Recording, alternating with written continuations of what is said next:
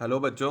आज मैं on demand पर 10th क्लास का नॉमनक्लेचर ऑर्गेनिक कंपाउंड का नॉमनक्लेचर का एक टॉपिक लेके आया हूँ। इस नॉमनक्लेचर के जो रूल हैं एक्चुअल में साइंटिफिक नेम है जो एक संस्था आईयूपीएसी जिसे हम लोग बोलते हैं उसके द्वारा दिए गए थे। इसकी फुल फॉर्म होती है international union of pure and applied chemistry. Actual में किसी भी ऑर्गेनिक कंपाउंड के जनरली 4 पार्ट्स होते हैं और इन 4 पार्ट्स को अगर हम एक सीक्वेंस में लगाते हैं तो एक कमज़ोर से कमज़ोर बच्चा भी इस नॉमनक्लेचर को आसानी से समझ सकता है। इन 4 पार्ट्स को मैंने यहाँ पर एक फॉर्मूले में रखा है, वो है prefix, word root plus primary suffix plus secondary suffix. हर बार आप इसी सीक्वेंस में अगर इन चारों पार्ट को अरेंज करते हो तो निश्चित रूप से आपका जो नेम लिखा जाएगा इस ऑर्गेनिक कंपाउंड का, आपके द्वारा जो नेम लिखा जाएगा वो निश्चित रूप से आपको नंबर दिला देगा। लेकिन यहाँ पर क्वेश्चन ये है कि प्रीफिक्स होता क्या है। एक स्टूडेंट पहले ये तो समझे कि ये चारों पार्ट का मतलब क्या होता है। तो मैंने यहाँ पर इंडिकेट किया हुआ है प्रीफिक्स के लिए, it represent branches present on long chain of carbon. Actual में कार्बन में एक प्रॉपर्टी पाई जाती है कैटिनेशन की प्रॉपर्टी। कैटिनेशन एक वो प्रॉपर्टी होती है जिसमें कार्बन कार्बन से जुड़ा होता है। तो कार्बन के कई सारे ऐसे कंपाउंड हैं जिसमें कई सारे कार्बन आपस में जुड़कर एक लॉन्ग चेन को फॉर्म करते हैं। उसी लॉन्ग चेन से ब्रांचेज निकली होती हैं और ये ब्रांचेज के रूप में अगर सिंगल बॉन्ड CH3 लगा हुआ है तो उसे हम लोग प्रोनाउंस करेंगे मिथाइल। अगर सिंगल बॉन्ड C2H5 लगा हुआ है तो उसे प्रोनाउंस करेंगे इथाइल। अगर सिंगल बॉन्ड C3H7 लगा हुआ है तो इसे प्रोपाइल। अगर सिंगल बॉन्ड Cl लगा है तो इसे क्लोरो। सिंगल बॉन्ड Br लगा है तो इसे ब्रोमो। सिंगल बॉन्ड I लगा है तो आइडो। उसी तरह से अब कार्बन की लॉन्ग चेन की बात की जाए तो लॉन्ग चेन की बात की जाए तो मैंने यहाँ पे लिखा हुआ है वर्ड रूट के लिए जो रिप्रेजेंट करती है number of carbon atom in a long chain. अगर कोई कार्बन का कंपाउंड एक ही कार्बन को बियर करता है, रखता है, तो उसे आप प्रोनाउंस करोगे मिथाइल। अगर कोई कार्बन का कंपाउंड 2 कार्बन को रखता है तो उसके लिए एथ, 3 कार्बन के लिए प्रॉप, 4 के लिए but, BUT not but, it is but. For 5 carbon you will pronounce it pent, 6 carbon के लिए हेक्स, 7 कार्बन के लिए हेप्ट, 8 कार्बन के लिए ऑक्ट, 9 कार्बन के लिए नॉन और 10 कार्बन के लिए डैग। जनरली 10th क्लास में 5 या 6 कार्बन के कंपाउंड दे रखे हैं तो इतने में ही काम हो जाएगा। लेकिन मैंने कोई भी कंडीशन में आप देख सकते हो तो 10 कार्बन तक का यहाँ पे डिस्क्राइब किया हुआ है। प्राइमरी सफिक्स के बारे में ये लिखा हुआ है, it represent bond between carbon and carbon carbon atom. Actual में कार्बन कार्बन के बीच में सिंगल बॉन्ड भी हो सकता है, डबल बॉन्ड भी हो सकता है, ट्रिपल बॉन्ड भी हो सकता है। अगर सिंगल बॉन्ड है तो उसे प्रोनाउंस किया करोगे इन, ENE। अगर डबल बॉन्ड है तो उसे प्रोनाउंस किया करोगे इन और ट्रिपल बॉन्ड है तो उसे प्रोनाउंस किया करोगे आइन, YNE आइन।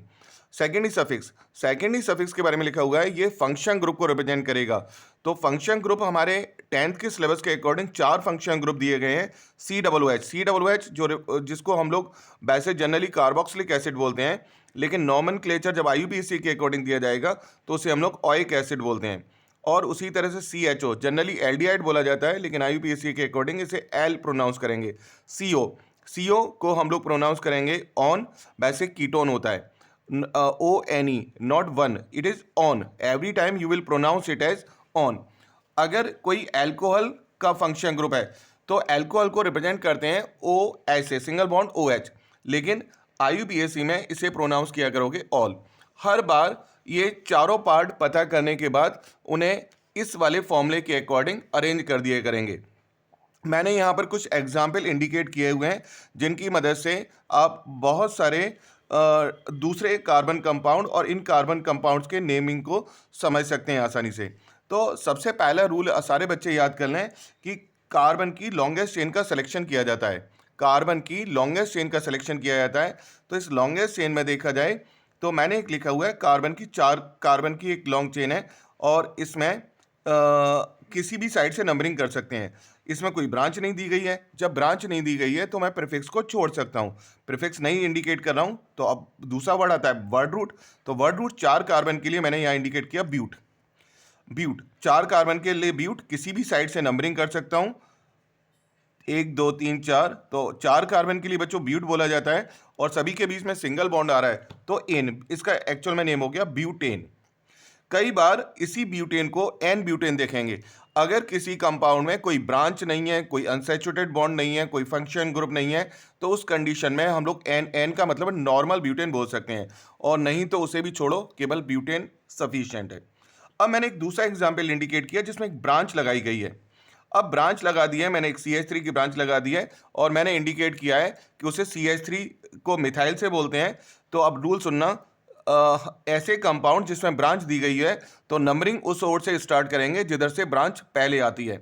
अगर किसी बच्चे ने इसे लेफ्ट हैंड साइड से स्टार्ट किया तो सही है, अगर राइट हैंड साइड से स्टार्ट किया तो गलत। क्यों गलत है? क्योंकि इस साइड से 2 नंबर पे ब्रांच आ रही है और इस साइड से 3 नंबर पे ब्रांच आती, तो ब्रांच को हम लोग पहले लिखते हैं, ब्रांच को पहले लिखते हैं तो ये आ जाएगा 2 मिथाइल। ये हमारा हो गया प्रीफिक्स। फिर वर्ड रूट ब्यूट और सभी के बीच में सिंगल बॉन्ड है तो 2 मिथाइल ब्यूटेन। अब हमने एक दूसरा कंपाउंड लिया जिसमें ब्रांच भी है, अनसैचुरेटेड बॉन्ड भी है। ऐसी कंडीशन में जब अनसैचुरेटेड बॉन्ड यानी डबल बॉन्ड और ट्रिपल बॉन्ड ब्रांच दोनों हो तो उस कंडीशन में नंबरिंग के लिए जो प्रायोरिटी है वो अनसैचुरेटेड बॉन्ड यानी डबल बॉन्ड को दी जाएगी। इसीलिए नंबरिंग मैंने लेफ्ट हैंड साइड से की है, ना कि राइट हैंड साइड से। एक नंबर इसे दिया क्योंकि जिस ओर से अनसैचुरेटेड बॉन्ड पहले आता है उसे प्रायोरिटी दी जाती है। तो इसका नाम मैंने लिखा 2 मिथाइल। 2 मिथाइल इंडिकेट कर रहा है एक ब्रांच को, तो 2 मिथाइल। उसके बाद वर्ड रूट 4 कार्बन ब्यूट, और जो डबल बॉन्ड है वो पहले कार्बन पर आ रहा है तो 2 मिथाइल ब्यूट 1इन। उसके बाद मैंने एक और मॉलिक्यूल इंडिकेट किया जिसमें कोई ब्रांच नहीं है लेकिन बराबर तरफ, दोनों तरफ से बराबर साइड से एक डबल बॉन्ड इंडिकेट किया है, एक ट्रिपल बॉन्ड इंडिकेट किया है। तो ऐसा कोई कंपाउंड जिसमें दोनों तरफ से बराबर नंबर पर डबल बॉन्ड और ट्रिपल बॉन्ड आता है, उस कंडीशन में नंबरिंग के लिए प्रायोरिटी डबल बॉन्ड को दी जाती है। अब ऐसा क्यों होता है? तो उसके बारे में ये लिखा हुआ है, जो इंग्लिश के अल्फ़ाबेट में ई 5वें नंबर पे आता है, वाई 25 नंबर पे आता है, 25 नंबर पे आता है। तो जो इंग्लिश के अल्फ़ाबेट के अकॉर्डिंग पहले आता है तो उसे और से नंबरिंग करेंगे, इसीलिए मैंने राइट साइड से नंबरिंग स्टार्ट की 1 2 3 4, और 1 2 3 4। तो अब लिखा क्या? ब्रांच कुछ नहीं है, प्रीफिक्स छोड़ दिया, तो ब्यूट 4 कार्बन, और जो डबल बॉन्ड आ रहा है वो पहले कार्बन पर है, और लिखा भी उस प्राइमरी सफिक्स को पहले जाएगा जो इंग्लिश के अल्फ़ाबेट के अकॉर्डिंग पहले आता है, तो ब्यूट 1इन, 3 आइन। उसके बाद मैंने यहाँ पर एक और कंपाउंड लिखा जिसमें डबल बॉन्ड और ट्रिपल बॉन्ड दोनों प्रेजेंट है, लेकिन यहाँ पर मैंने इंडिकेट कर दिया कि ट्रिपल बॉन्ड पहले आता है, डबल बॉन्ड दूसरी तरफ से बाद में आता है। तो इसीलिए नंबरिंग ये लेफ्ट साइड से हो रही है, ना कि राइट हैंड साइड से। अगर डबल बॉन्ड और ट्रिपल बॉन्ड दोनों तरफ से बराबर है तो डबल बॉन्ड को प्रायोरिटी दी जाएगी। अगर डबल बॉन्ड और ट्रिपल बॉन्ड दोनों बराबर पोजीशन पर नहीं है तो जो पहले आएगा उससे प्रायोरिटी दी जाएगी। यही कारण है कि इस वाले एग्जाम्पल में मैंने नंबरिंग लेफ्ट हैंड साइड से की है। तो यहाँ पर पेंट, क्योंकि ब्रांच तो कुछ था नहीं तो वर्ड रूट से स्टार्ट किया पेंट, फिर उसके बाद लिखा जाएगा इन को, इन क्योंकि इंग्लिश के अल्फ़ाबेट के अकॉर्डिंग ई 5वें नंबर पे आती है, 3 इन 1 आइन। अगर किसी कंपाउंड में ब्रांचेज और फंक्शन ग्रुप दोनों प्रेजेंट है तो नंबरिंग के लिए प्रायोरिटी फंक्शन ग्रुप को दी जाती है। पहली प्रायोरिटी फंक्शन ग्रुप, दूसरी प्रायोरिटी अनसैचुरेटेड बॉन्ड, तीसरी प्रायोरिटी जो दी जाती है ब्रांचेज को दी जाती है। तो 1 2 3 4, और तीसरे कार्बन पे ब्रांच तो 3 मिथाइल ब्यूटेन ओइक एसिड।